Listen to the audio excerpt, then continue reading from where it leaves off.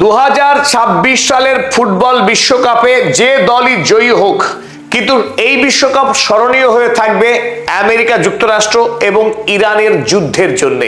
কারণ আয়োজক দেশ আমেরিকা যুক্তরাষ্ট্র, কানাডা এবং মেক্সিকো এই ফুটবল বিশ্বকাপের, যদিও সিংহভাগ খেলা আমেরিকা যুক্তরাষ্ট্রতেই অনুষ্ঠিত হবে। তাই আয়োজক দেশ হিসেবে আমেরিকা যুক্তরাষ্ট্রের কাছ থেকে যে পরিমাণ নিরপেক্ষতা এবং উদারতা আশা করা হয়, আয়োজকের দেশের কাছ থেকে আমেরিকা তার ধারে কাছে পৌঁছতেও পারেনি। এমনকি FIFA, federation international football association, এই ফিফাকে নিজের স্বার্থে ব্যবহার করে তার আন্তর্জাতিক গ্রহণযোগ্যতাকে ভেঙে চুরমার করেছে এই রক্তপিপাসু ডোনাল্ড ট্রাম্প। আমেরিকা রাষ্ট্রের স্বার্থে এই ফিফাকে ভুল পথে পরিচালিত করেছে ডোনাল্ড ট্রাম্প। তাই এবারের ফুটবল বিশ্বকাপে ইরান যখন এশিয়া মহাদেশের দ্বিতীয় শক্তিশালী দল, সেই দলকে 2026 সালের বিশ্বকাপ থেকে বাদ দেওয়ার সব রকম কুচক্রান্তে লিপ্ত ছিল ডোনাল্ড ট্রাম্প শুরু থেকে। এবং ফুটবল বিশ্বকাপ যখন শুরু হচ্ছে 11ই জুন, তার মাত্র 5 দিন আগে 5ই জুন ইরানের ফুটবলারদের দেওয়া হচ্ছে ভিসা। এই যে সীমাহীন দ্বিচারিতা, যখন অন্যান্য দেশের ফুটবলাররা অনেক আগে থেকেই ভিসা পেয়েছে এবং তারা আমেরিকায় এই বিশ্বকাপ খেলার জন্য তীব্র অনুশীলন চালিয়ে যাচ্ছে, তখন ইরানের ফুটবলাররা দীর্ঘদিন ধরে তারা মানসিক যন্ত্রণা এবং অনিশ্চয়তার মধ্যে হাবুডুবু খাচ্ছিল। আর এটাই চেয়েছিল ভ্যাম্পায়ার ডোনাল্ড ট্রাম্প, যাতে ইরানের ফুটবলাররা শেষ বেলায় নমনম করে আইন মেনে একটু তাদের আসার অনুমতি দেওয়া হবে, কিন্তু যাতে তারা ভালো খেলতে না পারে। ইরানি ফুটবলারদেরকে মনোবল ভেঙে গুড়িয়ে দেওয়ার সমস্ত অপচেষ্টা চালিয়ে গিয়েছে এই ডোনাল্ড ট্রাম্প। এদিকে ফিফার প্রেসিডেন্ট জিয়ানি ইনফ্যান্টিনো খুব বড় মুখ করে বলছেন, ফুটবল ইউনাইটস দ্য ওয়ার্ল্ড, ফুটবল বিশ্বকে ঐক্যবদ্ধ করে। আর কখন সে কথা বলছে? যখন আমেরিকা যুক্তরাষ্ট্র ইরানের ওপরে আকাশ থেকে ঝুড়ি ঝুড়ি বোম নিক্ষেপ করে ইরানের নিরীহ স্কুল বালিকাদের খুন করছে ইরানের সর্বোচ্চ ধর্মীয় নেতা আয়াতুল্লাহ আলী খামেনেই সহ সেই দেশের একাধিক মন্ত্রী এবং সাধারণ মানুষকে। ভেঙে চুরমার করা হচ্ছে ইরানের স্কুল, হাসপাতাল, বিশ্ববিদ্যালয়, মিউজিয়াম।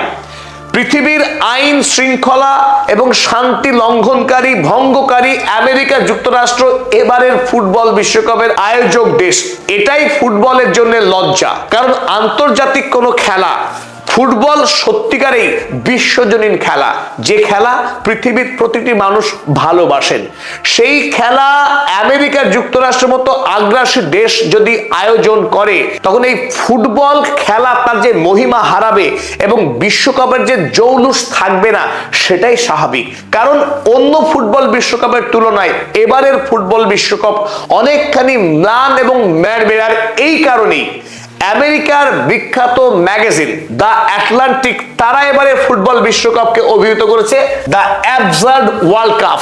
এবারের ফুটবল বিশ্বকাপ এক অদ্ভুত ফুটবল বিশ্বকাপ। এই ম্যাগাজিনে বিশেষ করে কোট করা হয়েছে ফিফার প্রেসিডেন্ট জিয়ানি ইনফ্যান্টিনোকে, কারণ তিনি যখন একদিকে বলছেন ফুটবল ইউনাইটস দ্য ওয়ার্ল্ড, ঠিক সেই সময়ে ফুটবল বিশ্বকাপের আয়োজক দেশ আমেরিকা যুক্তরাষ্ট্র, ইউএস কিপস বম্বিং ইরান, তখন ফুটবল বিশ্বকাপের আয়োজক দেশ আমেরিকা যুক্তরাষ্ট্র ইরানের উপরে ধারাবাহিক বোমা বর্ষণ করে চলেছে। ফিফা অর্থাৎ ফেডারেশন ইন্টারন্যাশনাল ফুটবল অ্যাসোসিয়েশন সারা পৃথিবীর যতগুলো দেশ ফুটবল খেলে, সেই দেশগুলোকে নিয়ে যে আন্তর্জাতিক সংস্থা, তারই নাম তো ফিফা। কিন্তু সেই ফিফাকে আমেরিকা যুক্তরাষ্ট্র এমন ভাবে কবজা করে নিয়েছে যে ফিফা কোনো আন্তর্জাতিক স্বাধীন নিরপেক্ষ প্রতিষ্ঠানই নেই। আমেরিকার অঙ্গুলি হিলনে, আমেরিকার ইচ্ছায় এই ফিফা কান ধরে উঠবস করে। ফলে ফিফার বিশ্বাসযোগ্যতা বিরাট ভাবে মার খেয়েছে বর্তমান পৃথিবীতে। তার সবচাইতে বড় জ্বলন্ত উদাহরণ এই ফিফার দ্বিচারিতা এবং মিথ্যাচার। সাল 2022 রাশিয়ার প্রেসিডেন্ট ভ্লাদিমির পুতিন যখন ইউক্রেন আক্রমণ করলো, তখন চটজলদি ফিফা এবং UEFA world international football association, পাশাপাশি ইউরোপিয়ান ফুটবল অ্যাসোসিয়েশন, এই দুটি সংস্থা রাশিয়াকে সমস্ত আন্তর্জাতিক ফুটবল ইভেন্ট থেকে ব্যান করে দিল। যদিও রাজনৈতিক কারণে খেলাকে ব্যান করাটা যুক্তিযুক্ত নয়, তারপরেও ফিফা এবং ইউএফার এই অবস্থানকে আমরা মানবিক দৃষ্টিতে গ্রহণ করে নিলাম যে ফিফা খুব মানব দরদী একটা সংস্থা। যেহেতু রাশিয়া ইউক্রেনের উপরে হামলা করেছে, রাশিয়া যেহেতু আক্রমণকারী দেশ, সুতরাং রাশিয়া